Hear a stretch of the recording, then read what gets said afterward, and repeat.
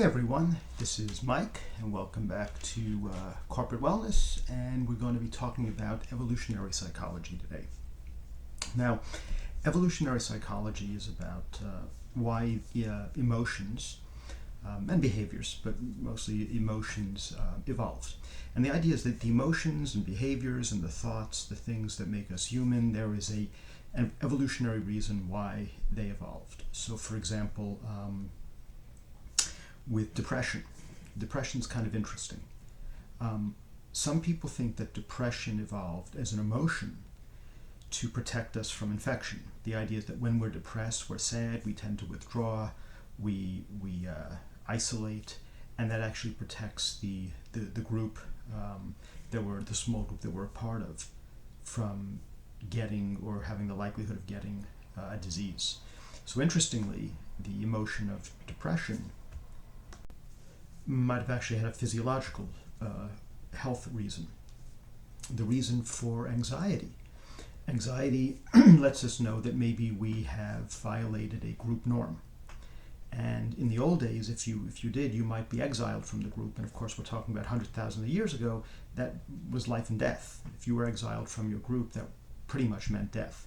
So anxiety keeps us from going too far, from pushing the boundaries, from stepping too far out of line.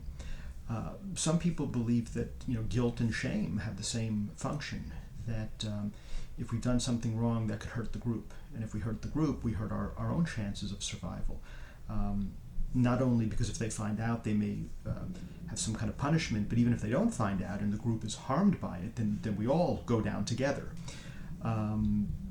Again, anger could be both the letting the other person know they've transgressed against the group, or you as a member of the group, but other members of the group as well might have been offended by this, and the anger kind of keeps a person in check. Anger could also be, again, physiological for health reasons. Very often when we're in pain, we get angry, and maybe when people are angry, they kind of want to be left alone, leave me alone, and people want to stay away, and that might protect people.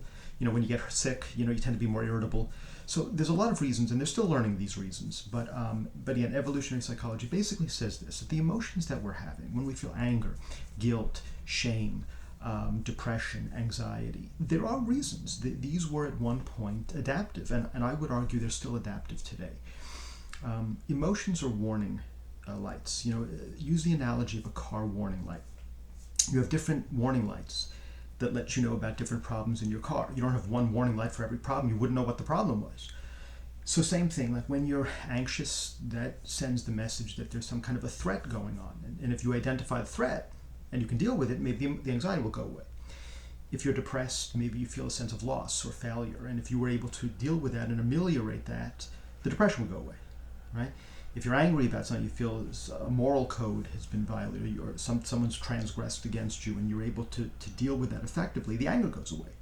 So it's not the emotion that's the problem. The emotions are actually quite adaptive. It's what it's telling us. It's why it evolved. And if we can address that and listen to it, then the emotions will go away, or at least they'll reduce. That's the theory. And of course, in the corporate world, these are like many groups, many social organisms. These are like little communities, and we spend a lot of time there. Some people call them like a little family. I know some people are offended by that. I don't want, my work is my work and my family is my family, but they talk about having a little family group.